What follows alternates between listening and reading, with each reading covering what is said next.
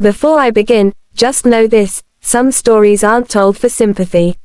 Some are told because silence becomes too heavy to carry alone.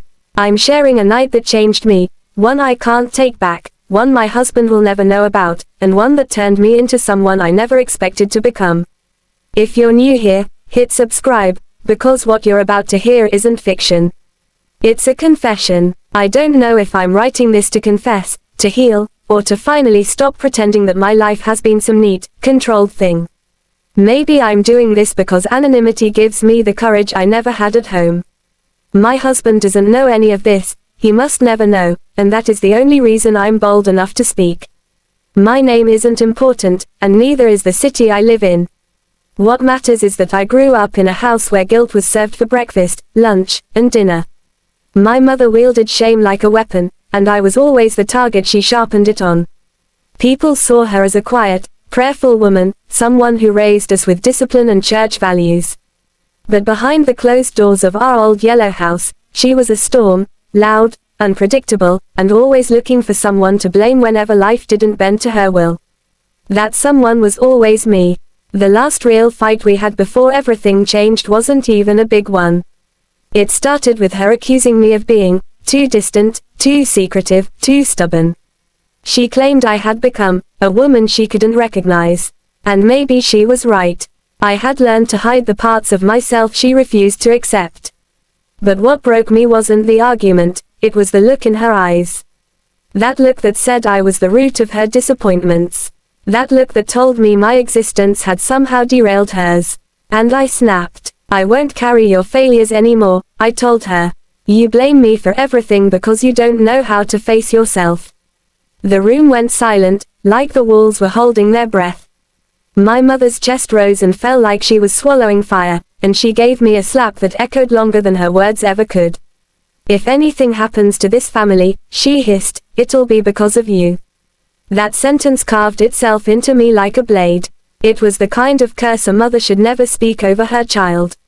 But she did, and it lodged itself into my bones. I left the house that evening trembling, not from the slap, but from the weight of knowing I couldn't keep living under the shadow of her disappointment. And maybe that's why I spiraled the way I did.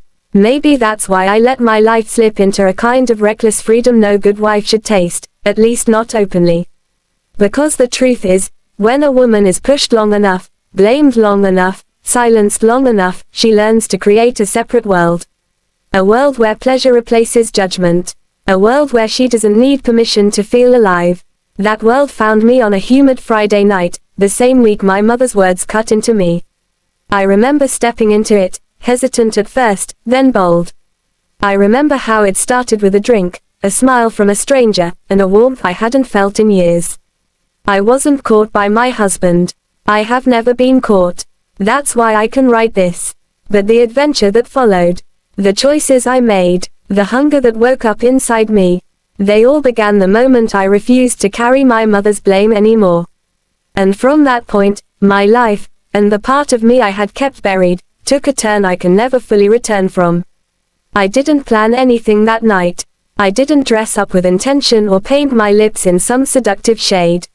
I wasn't searching for anyone. I just wanted silence, silence from my mother's voice echoing in my head, silence from the good wife routine I kept rehearsing every day, silence from the version of myself that everyone else expected me to be. There's a small lounge on the outskirts of town, dim lights, soft jazz. The kind of place where people go to disappear without actually leaving. I had been there once with colleagues after work, but that night it felt like it was calling me by name. I walked inside and chose a seat at the corner of the bar. The wood was worn and familiar, and the air smelled of cologne, whiskey, and the soft musk of people who had lived too much and wanted to forget just enough to breathe again. I ordered a drink, a simple one, something that wouldn't draw attention. But attention found me anyway. He sat a few seats down at first, broad shoulders, sleeves rolled up, a looseness in his posture that hinted at confidence but not arrogance. His eyes were dark, observant, the kind that linger without being intrusive. He wasn't trying to impress anyone. He wasn't trying to perform. And that made him more dangerous than the men who tried too hard. He noticed me, not because I was beautiful, not because I was dressed to be noticed, But because there was something in the way I held my glass, tense fingers, shallow breaths, the quiet sadness I thought I masked well. He shifted closer, but not in a predatory way, just enough that his presence brushed against me like a warm draft. I didn't move away. I didn't even pretend to be uninterested.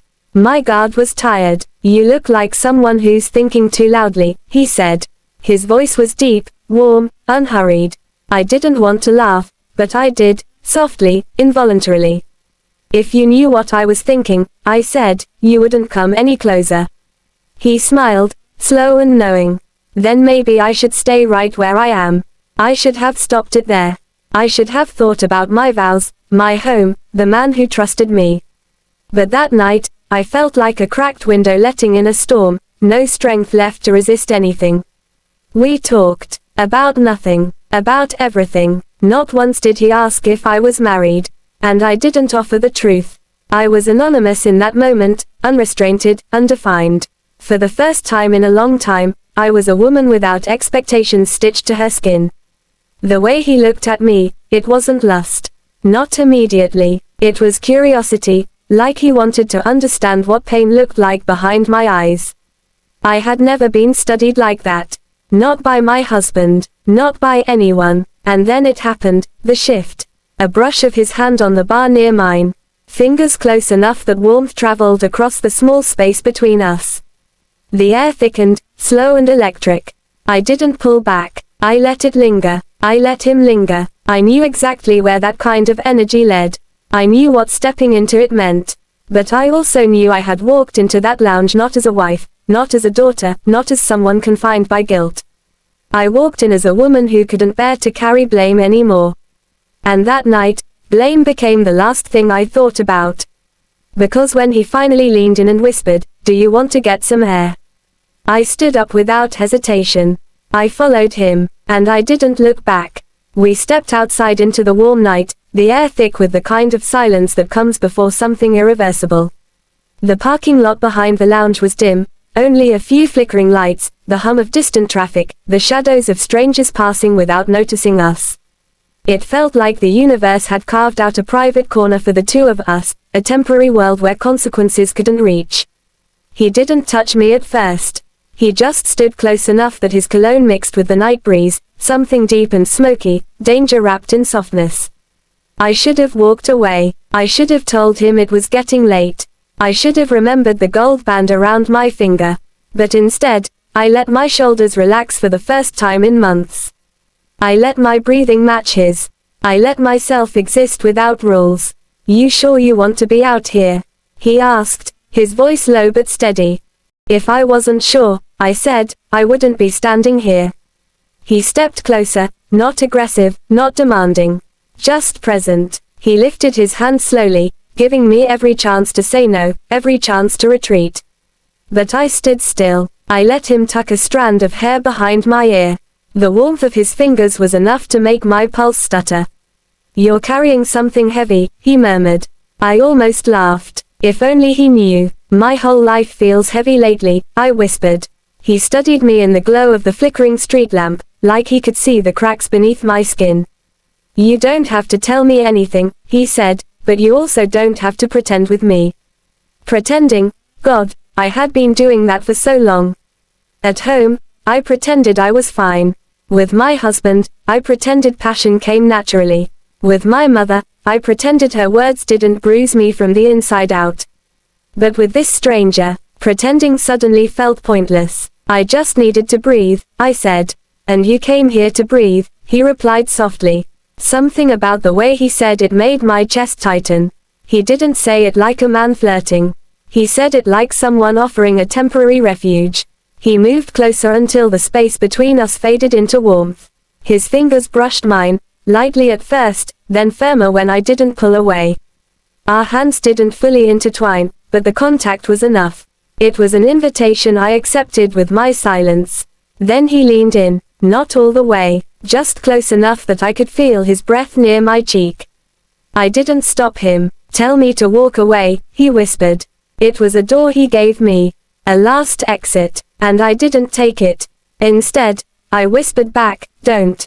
He closed the distance. His lips met mine with a gentleness that surprised me, slow, testing, like he was trying to learn the language of my hesitation.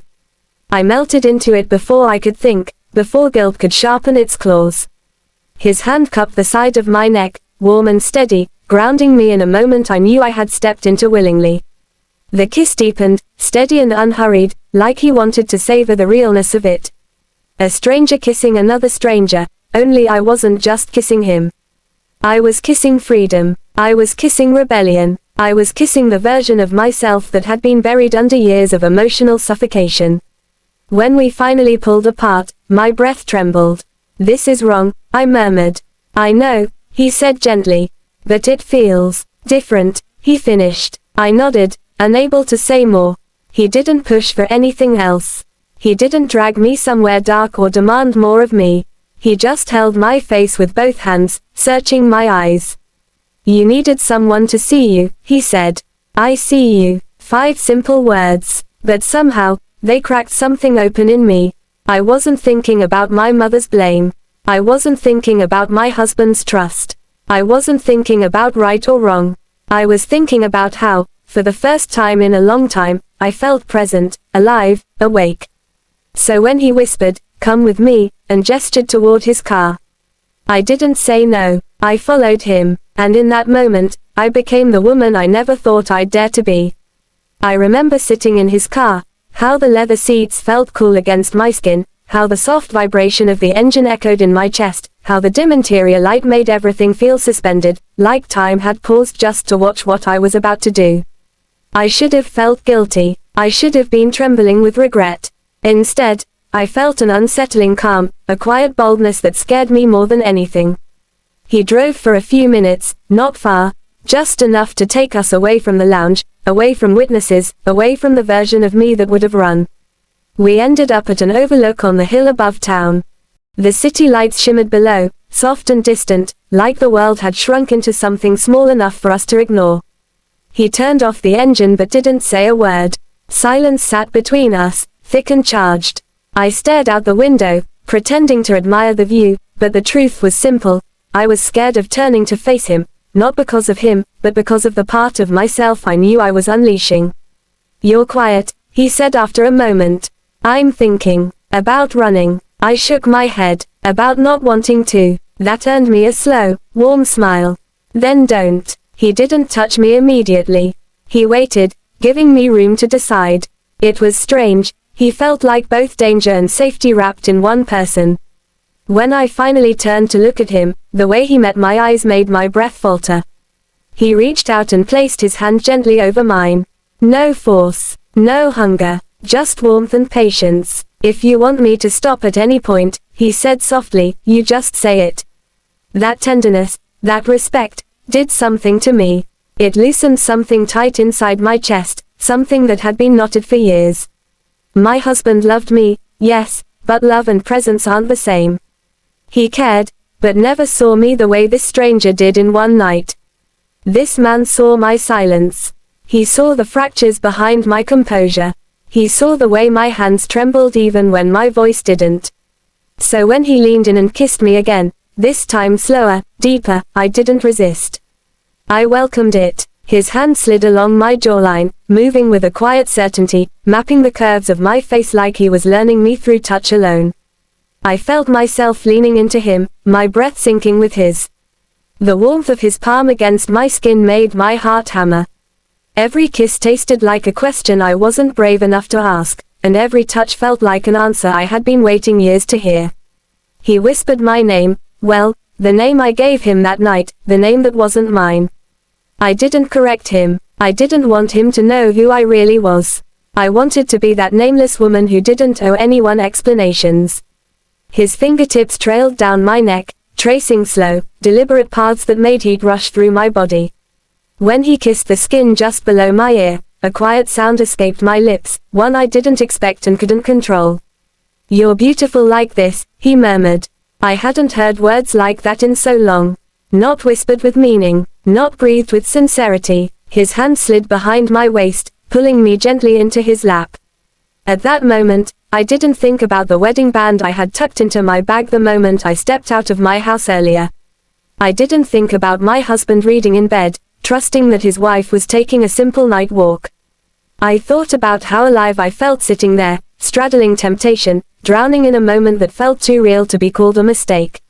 My fingers slipped behind his neck. His breath hitched. His hands roamed my sides, moving with a mix of patience and urgency that made my pulse quicken. The car windows fogged around us, blurring the world outside. It felt like we had created our own little universe inside those doors, private, reckless, free. When his lips trailed down my collarbone, when his hands pulled me closer, when our breaths tangled and the world outside faded completely. I didn't stop him, and he didn't stop me. The truth, I didn't want saving. I didn't want restraint. I didn't want to be good. I wanted escape. I wanted release. I wanted to feel something that wasn't guilt, or blame, or silence. And that night, in a fogged-up car overlooking the city lights, I let myself feel everything. I crossed a line I could never uncross. And I didn't regret it. Not then, not even for a second. I didn't go home that night. Not immediately. We stayed in that car longer than I should admit, long enough for my heartbeat to settle, long enough for the fog on the windows to fade into thin streaks, long enough for reality to start quietly knocking at the door of my mind. But even then, I wasn't ready to answer. We didn't talk much afterward.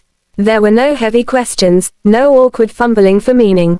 He didn't ask me to explain myself. I didn't ask him to promise anything.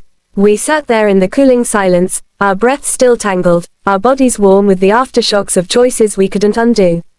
He touched my hand gently, tracing my fingers like he was memorizing them. "You okay?" he asked. "I don't know," I answered honestly. Because I didn't. I wasn't falling apart, but I wasn't fine either. I felt suspended somewhere between guilt and a strange, intoxicating freedom. My mother's voice tried to echo through my head, but that night it sounded faint, powerless, like someone yelling from behind thick glass. He looked at me with that same steady softness. "You don't owe me anything," he said. Not even a goodbye, but I gave him one anyway. Not dramatic, not emotional, just a quiet, lingering kiss, the kind that says thank you without needing words. Then I left. When I walked into my house, the air felt too still. Too honest. My husband was asleep on the couch, the TV remote still in his hand, the glow from the screen washing his face in a pale blue light. He looked peaceful, innocent, trusting. That was the moment guilt finally found me. It didn't scream. It didn't choke me. It just settled in my stomach like a stone, heavy, undeniable, but not crushing. Not enough to erase what I'd done or how it made me feel. I stood there watching him breathe, watching the rise and fall of his chest. For a moment, I wondered if this was the part where a good woman breaks down, confesses, begs for forgiveness. But I didn't break down. I didn't confess, because the truth, the ugliest part of it, is that what I felt in that car wasn't just lust or rebellion. It was the first time in years that I felt seen, desired, and alive. A part of me that had been suffocated under guilt, under expectations, under years of emotional weight, had finally clawed its way to the surface. And I wasn't ready to bury her again. I kissed my husband's forehead softly, out of habit more than affection, then went to shower. The water ran hot, stinging my skin, washing away everything except the memory. I stood there until the steam filled the room, until my fingers wrinkled, until I could look at myself in the mirror without flinching. What stared back at me wasn't the same woman who left the house hours earlier. I wasn't the daughter carrying her mother's blame. I wasn't the wife pretending she didn't feel invisible. I wasn't the well-behaved woman trapped in expectations. I was someone new, someone who had stepped outside the lines drawn around her, someone who had tasted freedom, and didn't choke on it. The morning sun crept through the bathroom window like a slow confession. I wrapped myself in a towel, stared at the droplets on my skin, and made a quiet promise to myself. I wouldn't go back to sleepwalking through my life. Not for my mother, not for my marriage, not for anyone. I didn't stay in contact with him, the man from the lounge. Some stories are meant to exist only once, like a door you open for a moment, step through, then seal behind you forever. But the echo of that night stayed with me, a reminder that I am more than the roles I've been forced into. My husband still doesn't know. He probably never will. And I'm not writing this for forgiveness. I'm writing this because silence has been killing me for years. I am anonymous because I need to be. But I'm honest because I finally can be. This is my story, my truth, my escape. The night I refused my mother's blame was the night I finally chose myself, even if choosing myself meant stepping into a kind of darkness that tasted dangerously like freedom. And now that I've tasted it, I can never pretend it didn't change me. This story contains mature themes and anonymous confessions. Names, details, and events have been altered for privacy. Listen with an open mind, judge at your own risk. Before I begin, just know this, some stories aren't told for sympathy. Some are told because silence becomes too heavy to carry alone. I'm sharing a night that changed me, one I can't take back, one my husband will never know about, and one that turned me into someone I never expected to become. If you're new here, hit subscribe, because what you're about to hear isn't fiction. It's a confession. Thank you for listening to this story. Your time, your support, and your presence here mean more than you know. If you enjoyed this confession, don't forget to like, share, and hit that subscribe button, because there are many more stories on the way. Real, raw, unfiltered. Your engagement keeps this channel alive, and your subscription helps bring the next story to life. Stay tuned, the next adventure starts soon.